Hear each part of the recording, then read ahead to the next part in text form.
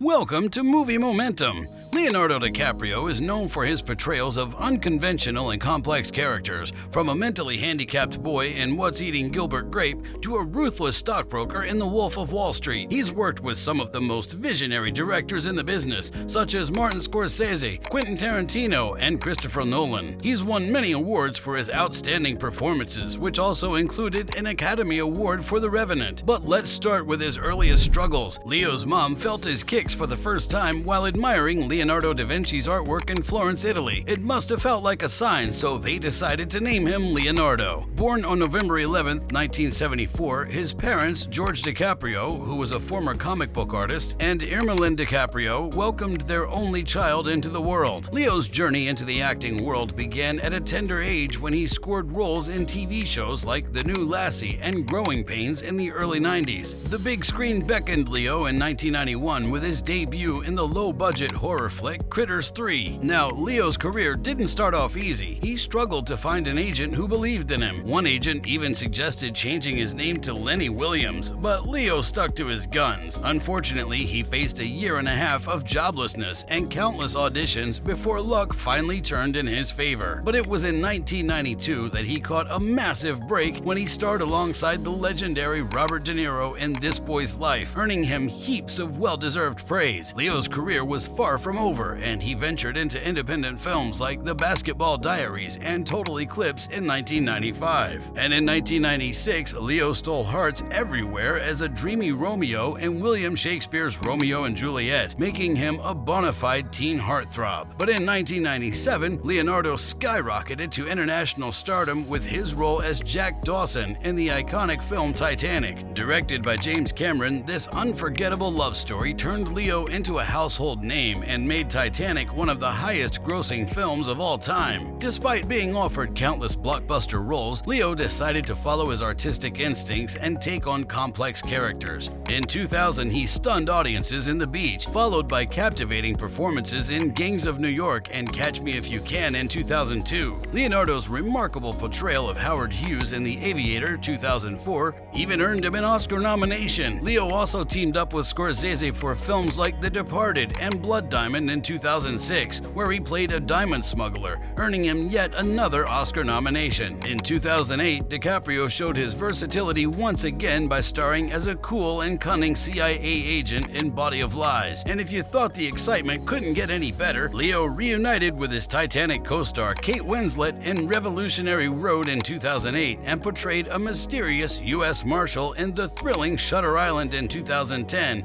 directed by Scorsese himself. And in 2010, his most famous and mind-blowing character in Inception is still known to be unsolvable. Now, here's the great news for his fans. He's coming to the screens this October in a true crime movie, Killers of the Flower Moon. Plus, DiCaprio is quite the champion for environmental causes. Back in 2000, he hosted Earth Day festivities, and he had a chance to chat with none other than U.S. President Bill Clinton about global warming for a TV special. In 2004, Leo hopped on board the National Resources Defense Council and Global Green USA, lending his star power to help the environment. And his environmental documentary, The 11th Hour, which he both wrote and narrated, which premiered at the Cannes Film Festival in 2007. Plus, in 2019, he produced and narrated another documentary called Ice on Fire. This time, it explores the possibility of actually reversing climate change. And when the last living Titanic survivor, Melvina Dean, couldn't afford the nursing home fees after breaking her hip, she had to sell her Titanic memorabilia. But Leo and Kate stepped in and donated a generous $30,000 to cover the costs. Leonardo DiCaprio's also made quite an impression on his fellow actors and directors. Brad Pitt, his co-star in Once Upon a Time in Hollywood, praised Leo, calling him a great egg and expressing his admiration for Leo's taste and choices in the industry. Jimon Hunsu, who worked with Leo in Blood Diamond, had a lot to say about their on-screen chemistry. He mentioned that both of them had done their homework before before filming, which helped them understand the story and connect on a deeper level. Jimon considered it a blessing to work with Leo, grateful for his support and the respect he commanded on set. According to Honshu, Leo played a vital role in bringing out the best potential of the movie. And then we have the legendary Martin Scorsese, who's collaborated with Leo on multiple projects. Their first collaboration on Gangs of New York marked the start of a special relationship. Scorsese commended Leo for fearlessly venturing into the depths of his characters,